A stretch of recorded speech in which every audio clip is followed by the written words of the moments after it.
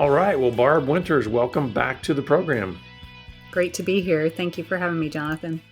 Yeah, we had you on here once before. It's been a couple of years ago, and you came on to share some of your story and just kind of how God was even leading you into this space of maybe helping families because of what you had kind of the journey that you had gone through with your son. And so I'd love to let some of our listeners that are newer that haven't kind of heard the backstory of how you've gotten to this point. I'd love for you to tell a little bit of that and how you got to this place, to this book that we're going to be talking about that you've written called Sexpectations. So can you give us a little bit of the lead up to you then now tackling this book project? Absolutely. I would love to do that. So, about 8 years ago, my husband and I, learned that one of our sons, had been watching pornography. And it was a complete blow to us. We literally had no idea that this was happening in our own home. My husband's a pastor. I'm a homeschool mama. We raised our children right, so to speak. We taught them biblical principles. We thought we covered the whole sex information properly, but obviously we hadn't. And so when we learned that he had been watching pornography, and then later learned it was an ongoing habit and actually an addiction, it really blew my mind. We I was scared. I felt alone. I felt shamed. I felt guilty as a mama. And mostly I felt alone because, I'm a pastor's wife and we're in this little space and there's a stigma associated with it. And I thought, well, who can I tell this to? So we really kind of kept it secret, just mostly between the three of us for a while. I had one out of state friend that I told, but other than that, I didn't disclose this information to anyone. So we dealt with it on our own. Eventually, as it came to light how bad it was, we did tell some other family members, but we still kind of kept it within our little circle. And so later, as I was doing a bunch of research and just trying to help him get past all of this, I found out how prevalent pornography is, how pervasive it is, how much it affects everyone in our society, really. And I thought, why aren't we talking about this? Like, why aren't parents talking with each other? And why aren't parents talking with their children about pornography and its harms? And then all the other things that I learned about. And so I decided I was going to talk about it. So I started what at that point was called Difficult Conversations. We've since rebranded to Hopeful Mom, and we talk about these things, and it's really morphed into something quite a bit bigger now. I also go into schools and talk with students. We talk about all online dangers, really: human trafficking, sending and receiving nudes, uh, being the gaming, et cetera, how damaging it can be. And we really try and steer them more toward healthy choices and healthy relationships, which is what kind of led into the book eventually that is coming out. Yeah. So why did you think this book was needed? This book is needed because parents are still kind of in the dark, right? We're starting to understand what's going on, but we're still a little bit kind of clueless as to what's happening in our children's culture. And there's that gap between what we know and what they know to be true. And so I decided and thought, well, it's information that parents need to know, and really educators, leaders, youth leaders, et cetera, et cetera. So talking about the culture that they live in and what they run across when they're online, and even just the peer pressure that they really experience. Because when I talk about sending and receiving nudes, that begins in middle school. And a lot of it has to do with what peer pressure and what they believe to be normal behavior that you and I would never believe would be normal behavior. So that's why I think it's needed. Now, is this a book that would only benefit parents, or are there others that would benefit? Who else could be part of that audience that you're trying to speak to? Yeah, that's a great question. All of this online information, and when I talk about that, I mean like hookup culture too, and all these things, the gaming, et cetera, et cetera. It really affects all of us, right? So whether you're 10 years old or 90 years old, because of the way our culture is moving, it really affects all of us. But it's really geared toward, the book itself is geared toward parents of preteens, teens, and young adults, also educators who are working with them, youth leaders, caregivers, grandparents, anyone who interacts with this age group. Hmm. Now, the first section is entitled "The Deterioration of Relationships." So, can you give us kind of an overview of that section of the book? Sure. Yeah. So I wanted to just kind of start with, why is this book necessary and where are we? Let's take a little temperature control, if you will. So, the deterioration of relationships begins with kind of a history of how we got to this place, because we tend to point fingers and we say, well, that generation. And I know, especially in the church, because we have multi generations in the church, and a lot of times the older generation just points their fingers at the younger generation and says, well, it's what they're doing. And it's happened for years, right? So I wanted to kind of say, you know what, it's this is a long time coming. And I think the pandemic kind of sped it up and made it come to fruition, like made us look it in the face a little bit more. But even when I was growing up in the 80s, yes, I'm aging myself, there was this culture of sex is okay outside of marriage, and being involved in relationships, one right after another, that's all okay. And so it's not just it's not just Gen Z that's dealing with this, or Generation Alpha. It's been a slow fade to get here. So I talked about the all of that, like the history of where we're at, and kind of like this as long as you're happy kind of uh, happy go lucky sort of culture that we live in. So Why did you feel it was necessary to start the book at that place? Because the reason I'm asking this is because a lot of times, especially when you think about parents who are now maybe they're faced with the reality of a sexual problem that has come up in their child, whether it be, hey, they find out that their child was inappropriately touched, or they find out that their kids saw porn, or whatever else, or they found out that they're being taught at school that they've got to choose a pronoun or whatever it may be. mhm. um, it seems to me like most parents would say, how do I solve this problem? And yet you Right. started with saying, let's talk about where the breakdown of relationships happened. Yeah, yeah.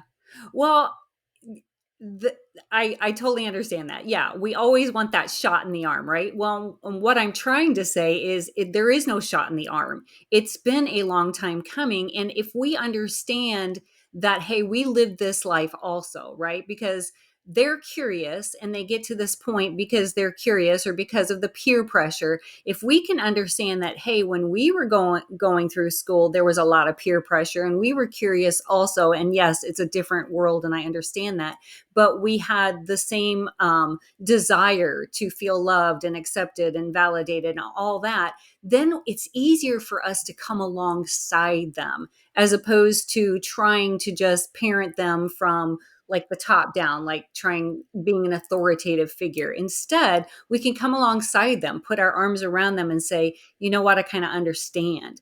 I get it, because even though I'm not living in the same world you are, I had those same thoughts, those same emotions. And I see how if I were living in your world now, I could have maybe made those same choices. Hmm. Now, in the second section, it's entitled Habits for Healthy Relationships. So, can you tell us what those habits are and just maybe a little bit about each of them? Sure. So there's four habits that I just kind of go through in that section, and obviously there's more habits. So, but these are just ones that came as I was reading the Bible and the passages that I was using. So the first one is love and Christ-like love. And we talk about Christ-like love a lot in the church, but what does that really mean? What does that look like from a biblical perspective? And then how can we give Christ love like love in relationships and then pass it down to our children? The second one is selflessness. So, given this Christ like love that we have, how can we now take that and selflessly love others within the context of a healthy relationship, and kind of contrasting that a little bit between, that doesn't mean being a doormat, that doesn't mean allowing people to step all over us, but selflessness means just putting the other person first. And then mutuality. So we talk about, what does mutuality look like in the context of a healthy relationship?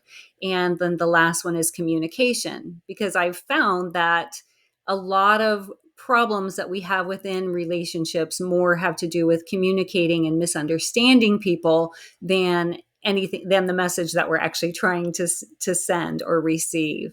So those are the four sections. Yeah, can we try to flesh that out a little bit in like some real life scenarios in a family? So maybe let's take especially that one, selflessness, because I think a lot of times even in the church and even in Christian families that are trying to teach their children selflessness, it can come across as if you have no value and the other person is the one that has value. So how do you actually Right. first of all define selflessness, and what does that mean for developing the healthy kind of relationship connection that you're talking about in the book?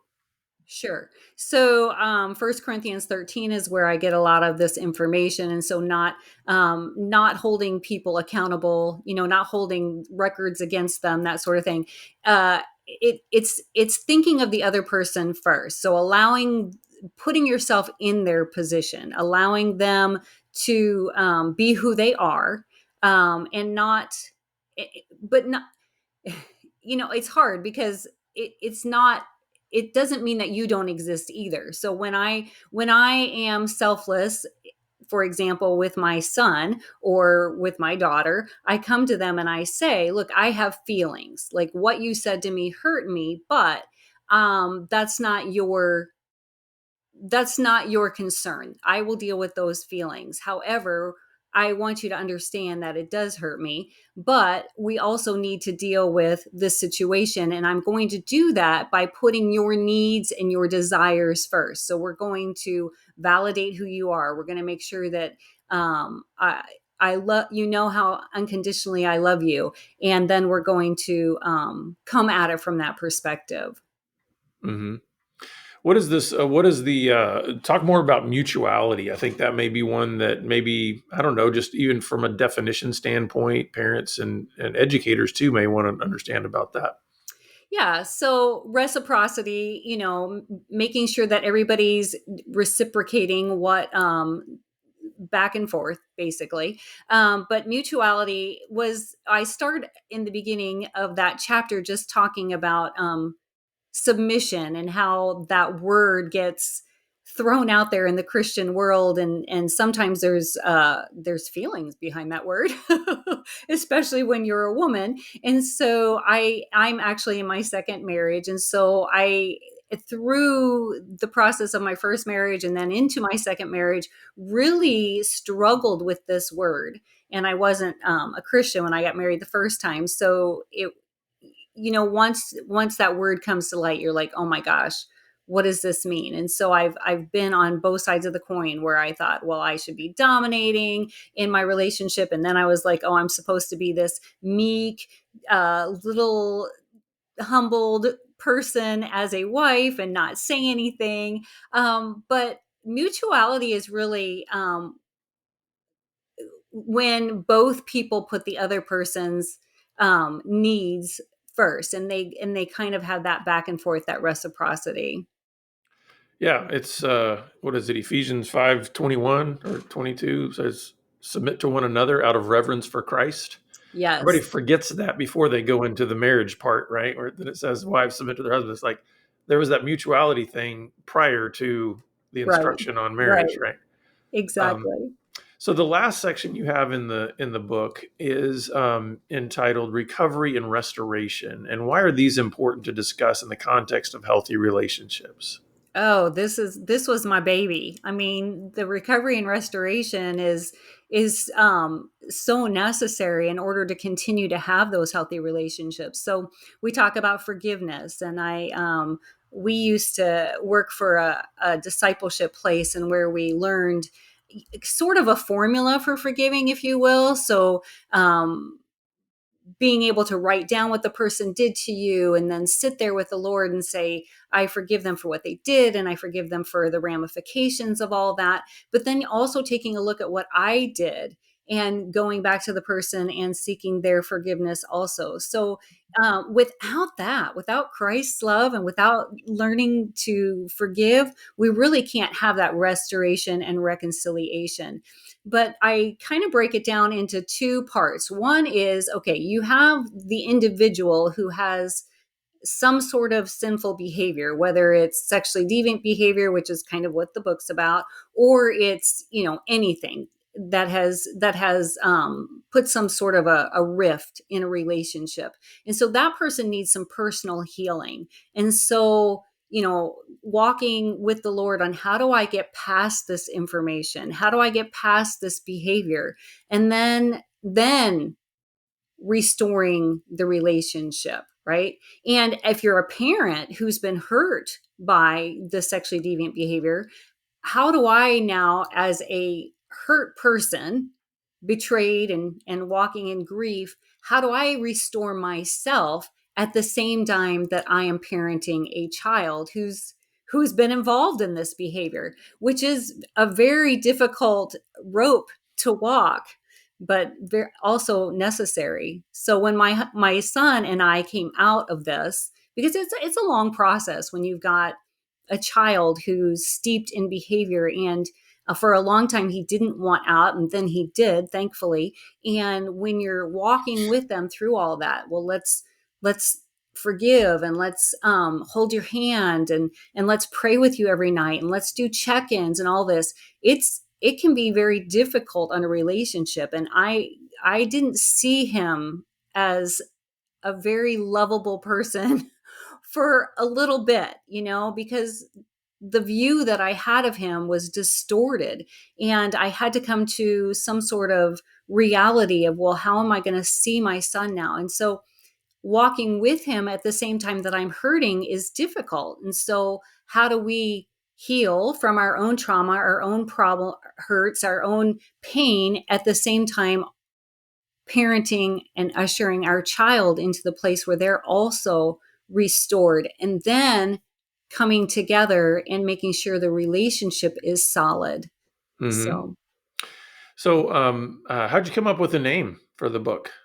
Sexpectations. Oh, well, that was a collaborative event. I cannot take I can't take any credit for that at all. My publisher came up with it. So Okay. originally it was called Healthy Relationships in a Hookup World, but after the manuscript was finished and we sent it in, we decided that it was kind of more broad than that. So Hmm. yeah. So, for the parents out there that are just saying, okay, what's my first step? Especially, I'm thinking of the parents that, let's say, they've got kids kind of between that 8 and 13-year-old range. So, sort of pre adolescent. What would be some words of encouragement and hope you would give to them? And then maybe talk to the parents that, hey, their kids are already, 14 and above. Maybe they're already engaging in behaviors that are, unhealthy. And what would you maybe want to say to them too? Sure. So for the first set of parents, the 8 to 13, I would say it's time. So we can't wait any longer until puberty. We have to have these conversations ahead of time. And more than likely your child is more ready than you know, because there are people out there talking about these things and they are interacting with those kids. So I like to give this advice. Look yourself in the mirror and say some words that you're not used to saying. So, say pornography, masturbation, sending and receiving nudes. Talk about it to yourself in the mirror until you're somewhat comfortable, and then just step into the awkward, because it's going to be a little awkward to begin with, but it doesn't have to be. So, the more we talk about it, the less awkward it becomes. And the younger we start, the easier it is to have those ongoing, continuing conversations. So, some conversation starters would be, hey, I was listening to this podcast today, and I heard that the average age of first exposure to pornography is somewhere between 8 and 12. Have you heard this word before? What do you know about it? Um, has anyone ever showed you anything that made you feel uncomfortable on their phone? What would you do if you came across a photo that made you feel uncomfortable or that you knew that we wouldn't approve of? What would you do? Just some open-ended conversation starters to kind of get the ball rolling. And my my best advice really is, it's not necessarily about the words we use. It's more about the tone that we're using and whether or not we're surprised or excited or upset. So somehow or another, trying to, regulate your heartbeat and your tone, and leaning in and trying not to be surprised, which is hard for me to do because everybody reads it all over my face. But if we can get to that point where we understand that these are conversations that should be normal and natural, then we can have them without showing the surprise on our face. For that second group of parents where there's a possibility that they've already seen pornography, then I would say similar conversation starters like, wow, I didn't realize that I should have been talking with you about this already. Maybe even start by apologizing.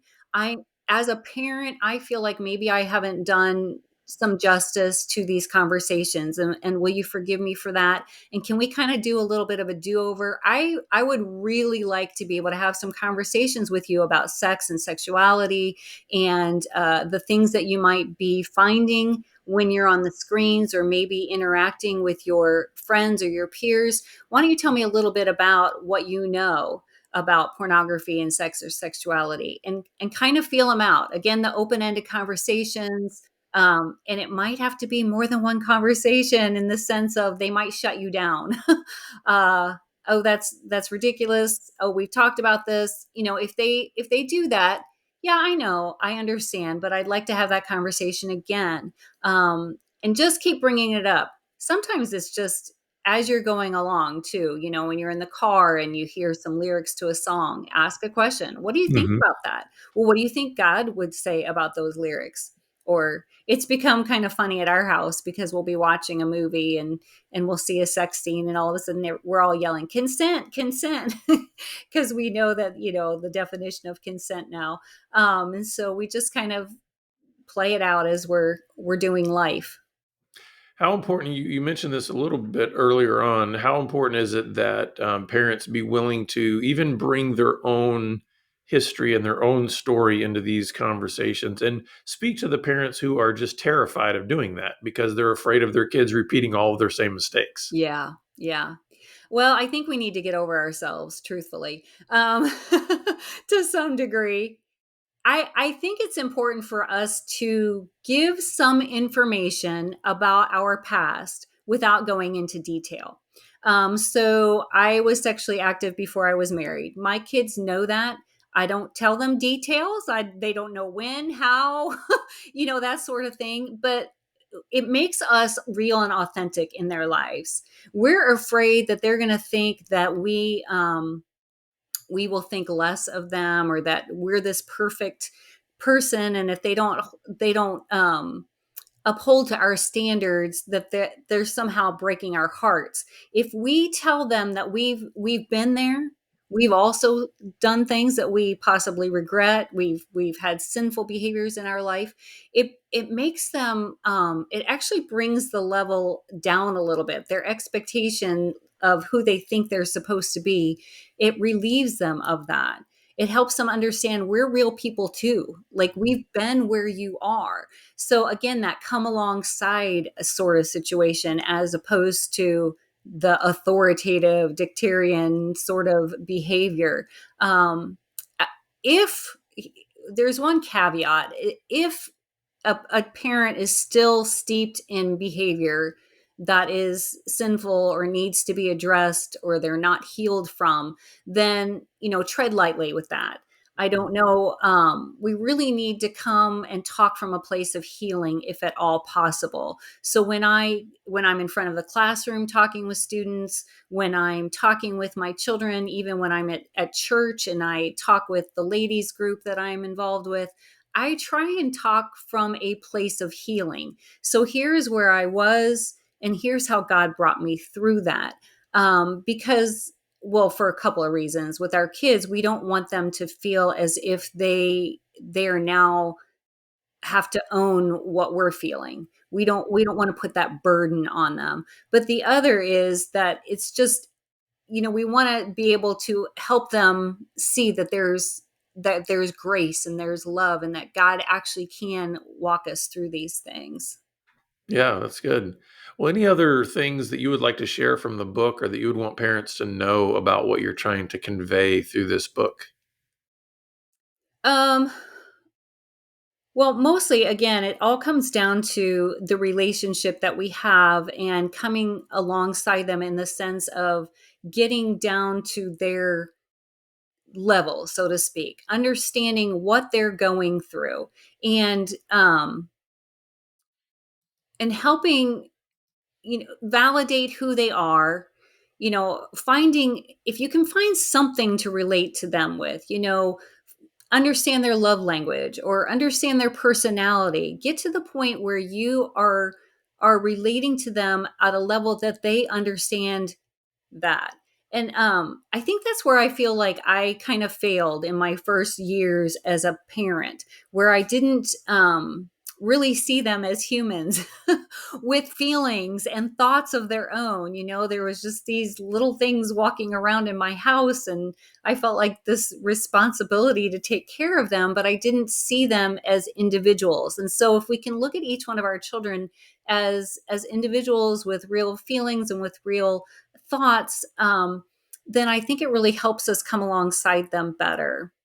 Mhm. The other thing I'd like to say, which I try to convey at least toward the end of the book, is that there is hope. There is, none of this defines us ultimately, right? We are children of God. We're his righteousness. When we have Christ, we have this hope inside of us. And so on the days that it feels like we're going to die because we've we've done something horrible to our kids, or we feel as if they've done something horrible to us, this is not the end. This doesn't define you, and this doesn't define them, and this isn't the end of our story. Yeah, that's good. We definitely want to land on a note of hope. And so, Barb, where can our listeners and viewers go to get more information about your ministry and then also get the book? Yeah. So hopefulmom.net is your best resource. Everything is there. If you go to hopefulmom.net, then there's links to the book. And you can also find me on Facebook at Difficult Conversations for Parents and Instagram at difficult.conversations. All right. Well, we will make sure to put all of that information in the show notes so that people can get connected with you. But Barb, thanks for endeavoring into the space of writing a book. And we're praying that it does really well. And thanks for being with us today on the program. Thank you. I appreciate you having me here today. Yeah. Well, listeners, be sure to check out hopefulmom.net. And we're going to put all that other information in there. And we'd love for you to go get a copy of the book Sexpectations. And we're always so grateful that you've been with us. We want to help you take your next best step. So please reach out to us, and we look forward to seeing you back here again next time on the Pure Sex Radio program. Take care.